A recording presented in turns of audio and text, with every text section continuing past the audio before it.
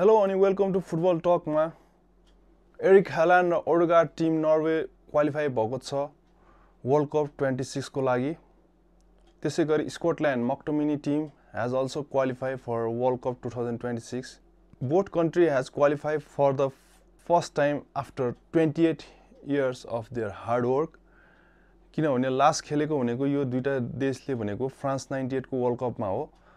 त्यसपछि धेरै चोटी उनीहरु क्वालिफाई हुन सकेको थिएन वर्ल्ड कप को लागि र फाइनली 26 को वर्ल्ड कप को लागि चाहिँ क्वालिफाई भएको छ। अब नर्वे को कुरा गर्ने भने Norway have some gem player like Odegaard, Erik Haaland, Charlotte and Nusa. They have very creative other midfielder also. नर्वेले चाहिँ धेरैवटा टिमहरुलाई बीट गरेको छ without losing in their qualifying group round, and they have also beaten Italy twice. And last game मा चाहिँ इटलीलाई 4-1 ले जितेर चाहिँ आफ्नो प्लेस चाहिँ वर्ल्ड कप को लागि सुरक्षित गरेको छ नर्वेले भने। यता स्कटल्यान्ड को कुरा गर्ने हो भने चाहिँ स्कटल्यान्डले पनि आफ्नो गेमहरु हारेको चाहिँ थिएन, तर last game with Denmark was a deciding game किनभने both team have maximum number of point and if one of them has lose then they have to play for playoff.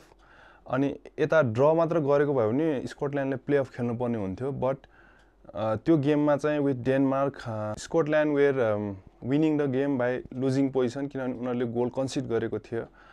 But there is one star man call McTominay whose bicycle kick is the record highest height भएको bicycle kick भनेर record पनि भएको छ र साथसाथै टियर्नीको मद्दतले चाहिँ winning goal भएको थियो र यसरी चाहिँ जस स्कट मक्टोमनी, कियर टियर्नी, रोबर्टसन, एन्ड्रु रोबर्टसन को टिम स्कटल्यान्डले पनि वर्ल्ड कप 26 को लागि आफ्नो ठाउँ सुरक्षित गरेको छ भने यता सम न्यू कन्ट्रीहरुले पनि क्वालिफाई गरेको छ। जस्तै नर्थ अमेरिकन कन्टिनेन्टको क्वालिफिकेसनमा चाहिँ हाइटी, पानामा र क्युरेसा भन्ने देशले क्वालिफाई गरेको छ, जसमा हाइटीले 1974 पछि क्वालिफाई गरेको हो यो वर्ल्ड कप को लागि भने क्युरेसा भनेको एउटा यस्तो कन्टिनेन्ट वाला देश हो, एउटा सानो आइल्यान्ड हो जहाँ चाहिँ पपुलेसन पनि अन्ली अराउन्ड 1.5 लाख छ भन्ने बुझ्न आएको छ र यो टिम फर्मेसन भएको पनि लगभग 14 वर्ष मात्र भएको छ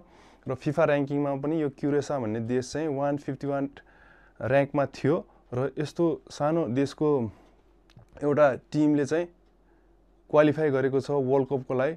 नेपालले पनि त्यो टिमबाट केही सिक्नुपर्छ जस्तो लाग्छ यदि हामी सिरियसली वर्ल्ड कप फुटबल